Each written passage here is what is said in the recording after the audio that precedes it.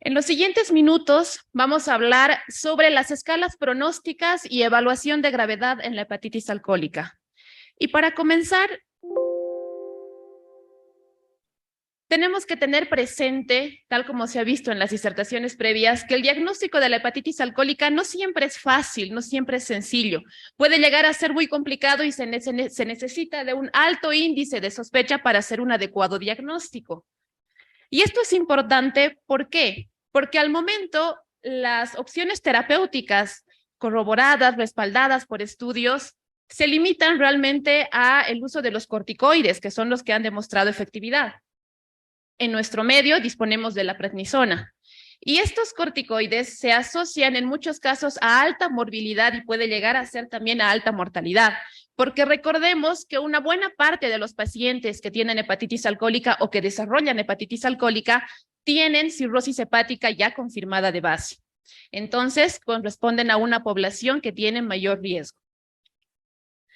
Por eso, es muy importante el desarrollo de modelos predictivos que lleguen a identificar mejor la relación riesgo-beneficio para que esto sirva como herramienta fundamental a todos nosotros que nos enfrentamos y que manejamos este tipo de pacientes. Es decir, determinar bien qué pacientes son o cuáles pacientes son los que se van a beneficiar del uso de los corticoides. Y antes de entrar de lleno en sí a hablar de los modelos pronósticos como tal de la hepatitis alcohólica, surge una pregunta cuando uno piensa en modelos predictivos en general. ¿Cómo funciona la predicción? Y para hablar un poquito sobre esto, voy a tomar un ejemplo que ha sido dado por un profesor chileno, hepatólogo chileno, el doctor Juan Pablo Arab, y les voy a pedir que nos imaginemos un partido de fútbol en el que Gerard Piqué, que ahora está tan de moda, está a punto de patear un penal. Y en el mismo momento en el que Gerard Piqué está por patear la pelota, lo que él piensa o lo que él se pregunta será ¿hacia dónde se lanzará el arquero? ¿Será a la izquierda o será hacia la derecha? Y lo que el arquero se preguntará en ese momento será ¿hacia dónde pateará Gerard Piqué? ¿Pateará a la izquierda o pateará a la derecha? Y es precisamente esto lo que nosotros queremos saber cuando hablamos de predicción. Queremos saber cuál va a ser la exactitud los modelos pronósticos, cómo vamos a poder predecir con exactitud la mortalidad de nuestros pacientes. Y para esto necesitamos tener presentes dos conceptos. El primero corresponde a la discriminación, que básicamente permite identificar a los pacientes con alto riesgo de mortalidad. Este concepto tiene que ver con las estadísticas, las curvas ROC, las áreas bajo la curva que vemos publicadas en los trabajos de validación. Corresponde a ayudarnos a identificar de todos los pacientes cuáles son los que van a morir primero. Es decir, nos ayuda a identificar a las poblaciones. Y el otro concepto que tenemos que tener presente corresponde a la calibración. Y esto nos ayuda a ver en este paciente individual cuándo va a fallecer este paciente. Es decir, es útil en pacientes individuales. Para que quede un poquito más claro, vamos a dar unos ejemplos. En relación a discriminación, imaginemos una competencia de natación en la cual se nos ocurre decir la ganadora va a ser Karen Torres. Ella va a ser la que va a ganar el oro, la que va a llegar primero a la meta. No nos interesa en qué tiempo va a llegar, pero ella va a ser la ganadora. Ahora, los modelos de discriminación menos precisos van a ser mientras más lejos estén del endpoint. En el ejemplo, cuando están las competidoras partiendo en la carrera, todas están a una misma distancia de la meta final, el endpoint. Entonces, en ese momento va a ser mucho más difícil decir cuál de ellas va a ser la que va a llegar primero a la meta.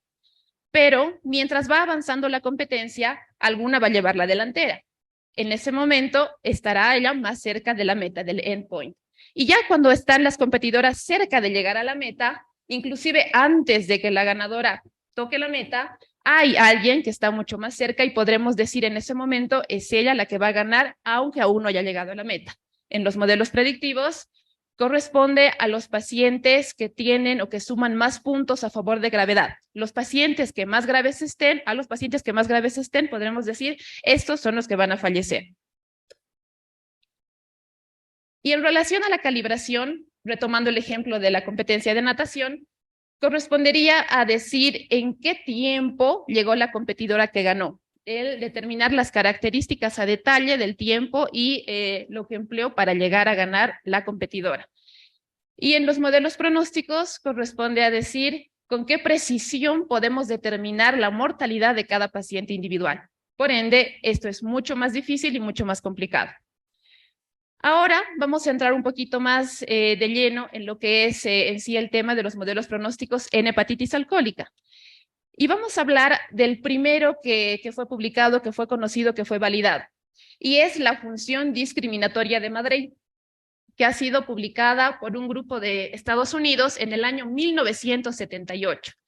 Se ha realizado un trabajo administrando corticoides, se utilizó prednisolona versus otro grupo que recibió placebo.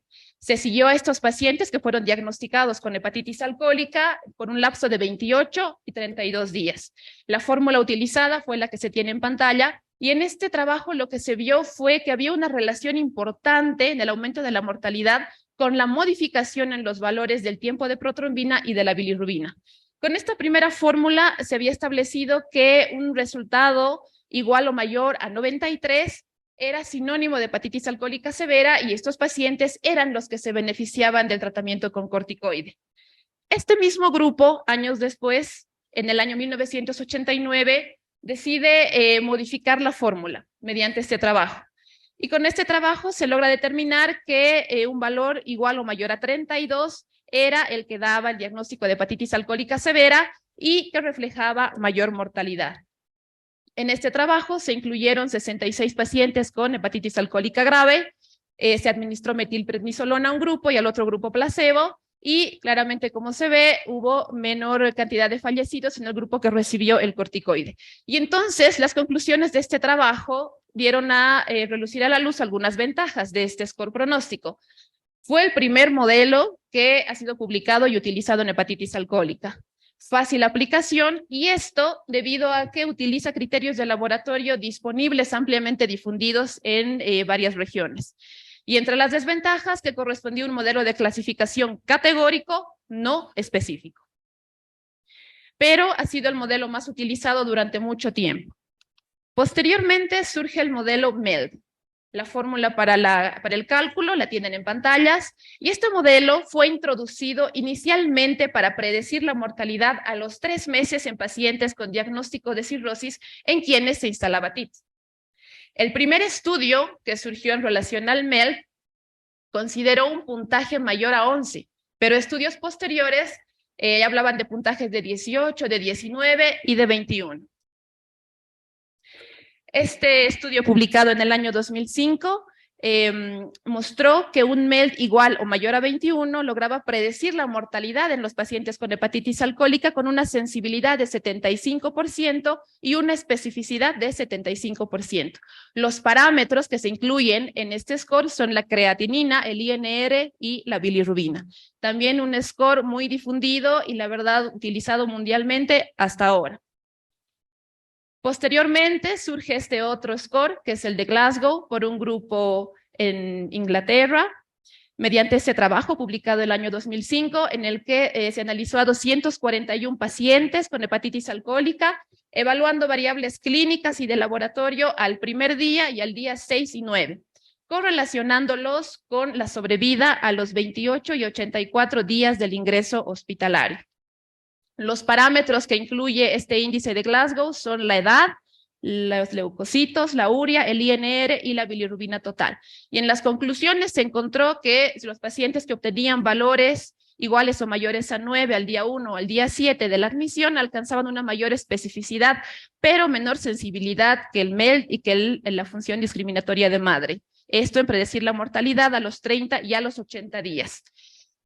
Logró identificar a los pacientes que tenían un resultado de factor discriminatorio de Madre mayor a 32, que no se beneficiaban de la terapia con corticoide. Los pacientes habían alcanzado un puntaje de Glasgow menor a 9.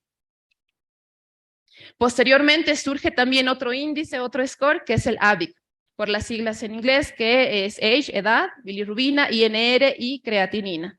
Este trabajo, que ha sido publicado algunos años después, incluyó una corte de 103 pacientes con hepatitis alcohólica que fue demostrada por biopsia hepática y de una corte adicional confirmatoria de 80 pacientes con hepatitis alcohólica.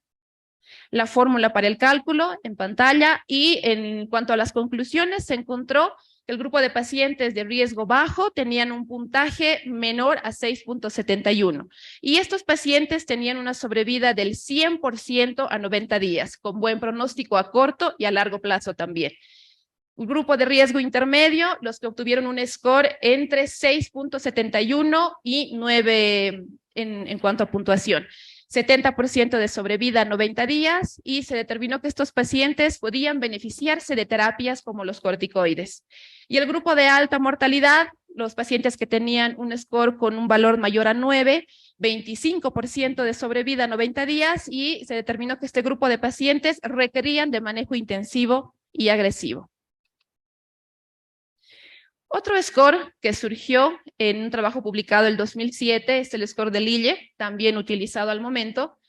Este score incluye los parámetros de edad, insuficiencia renal, que está catalogada por la creatinina plasmática, la albúmina, el tiempo de protrombina y la bilirrubina al día 0 y al día 7 después de administrada la terapia corticoidea. En esta corte se incluyeron 320 pacientes con hepatitis alcohólica que fueron seguidos prospectivamente bajo terapia esteroidal y un grupo de validación de 118 pacientes adicionales.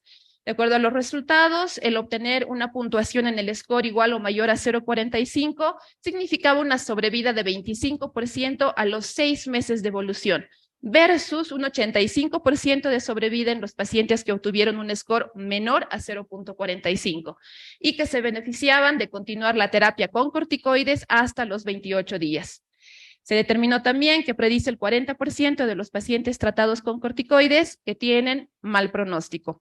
Pero en este trabajo se tenía que seguir a los pacientes con la terapia corticoidea durante 7 días. ¿Pero esto qué implica? Muchas veces que el paciente esté internado este tiempo o más tiempo todavía, implica gasto hospitalario, o en algunos casos cuando realmente el score sugería que no había efecto positivo y que era meritorio retirar el tratamiento con el corticoide, pues exponer al paciente a corticoides tal vez innecesariamente.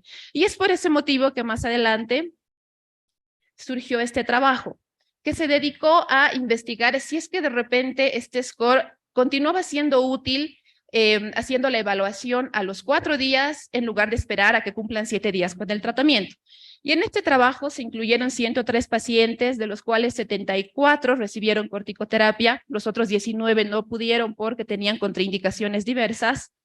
Y lo que se encontró fue que aparentemente el hacer el score de Lille al 4.º día de tratamiento con corticoides era tan preciso como hacerlo al día 7 para predecir la respuesta y además la mortalidad a los 28 días de la hepatitis alcohólica grave.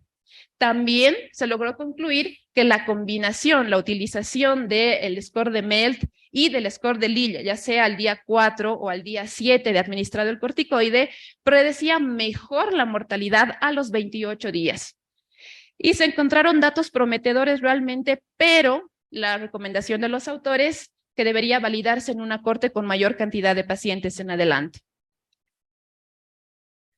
Este es un trabajo que ha sido publicado recientemente este año, 2022, que es el trabajo tal vez más grande que se ha hecho a nivel mundial en relación a validación de los scores pronósticos en hepatitis alcohólica.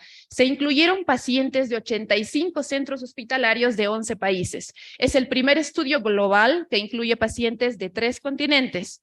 Primer gran estudio que evaluó el desempeño, además del score MELT-sodio, que surgió como modificación, en realidad implementando el valor de sodio, añadiéndole el valor de sodio al MELT en hepatitis alcohólica, porque previo a este surgió un trabajo hablando sobre el MELT-sodio, pero que solamente incluía 26 pacientes. Entonces, en eso se logró hacer una evaluación un poquito más clara.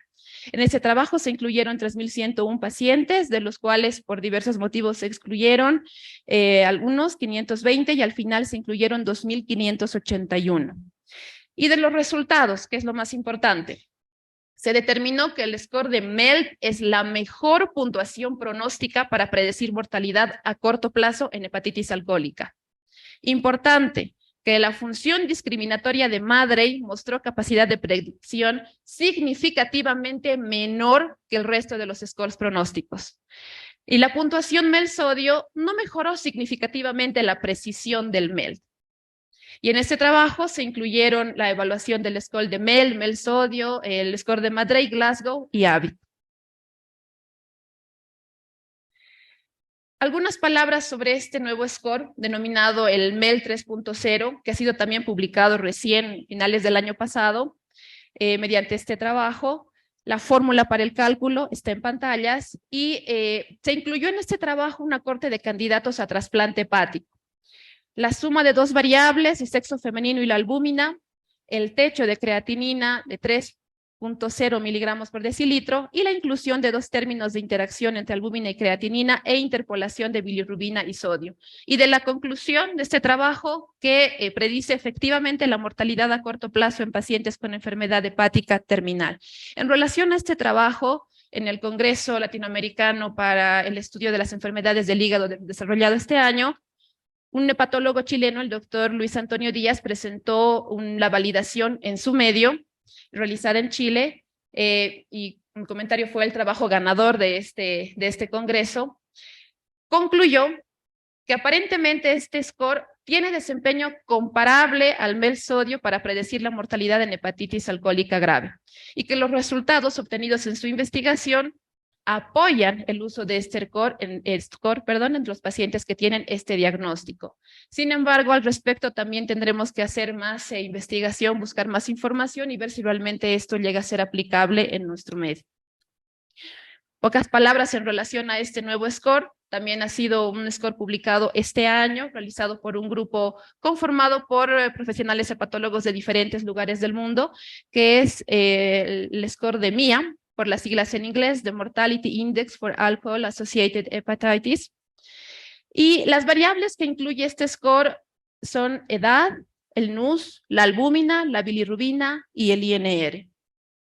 Las conclusiones de este trabajo fueron, bueno, primero que las variables conocidas porque son variables que incluyen los anteriores scores que acabamos de ver, pero es una combinación, digamos, novedosa.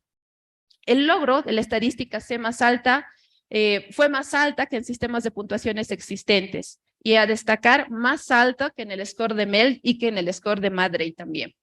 Por lo tanto, este también parece ser un score aplicable, muy interesante por lo que se menciona por la combinación de las variables que toma en cuenta, pero de igual manera se tendrá que ver estudios con mayor cantidad de pacientes y la aplicabilidad que llegue a tener en nuestro medio. Ya para ir sacando algunas conclusiones sobre esta revisión, primero, el MEL es el mejor sistema de puntuación para predecir globalmente la supervivencia a corto plazo, todavía. La función discriminatoria de Madrey tiene la capacidad predictiva más baja. Por lo tanto, y ese es uno de los mensajes de esta charla, ya no se recomienda su uso. Muchas veces, y de repente en muchos centros todavía se continúa utilizando, pero esto más por costumbre, porque por lo que acabamos de ver, la recomendación, la investigación, los datos mundiales demuestran que ya no deberíamos utilizarlo. Estudios futuros deben definir los puntos de corte óptimos de MEL para determinar no solo el beneficio del tratamiento, sino también cuando todos los tratamientos pueden ser inútiles y analizar otros biomarcadores como predictores de gravedad y de mortalidad.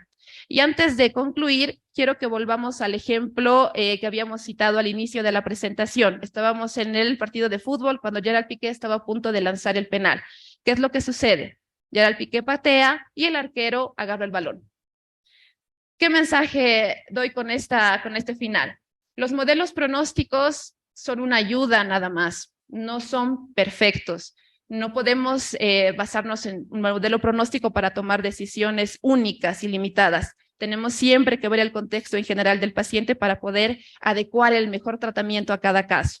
Y así como los modelos pronósticos no son perfectos, no hay un modelo pronóstico perfecto, Gerard Piqué tampoco lo es. Vimos lo que le hizo a Shakira, ¿no? Y ya para terminar, una vez más dar las gracias al comité organizador del evento por permitirme participar activamente con esta disertación. Y en imagen, una foto que encontré del recuerdo del año 2014, cuando aquella vez se desarrolló el Congreso también Nacional de Gastroenterología acá en la ciudad de La Paz. Algunos tal vez se puedan reconocer en la foto. Y abajo, dos fotos, 2018, una reunión de los miembros de nuestra sociedad filial La Paz, algunos colegas que ya nos acompañan desde el cielo, y lo más reciente, una reunión realizada este año por el Día del Médico con fraternización con varios nuevos miembros. Es un gusto formar parte de esta familia y un abrazo fuerte a todos. Muchas gracias.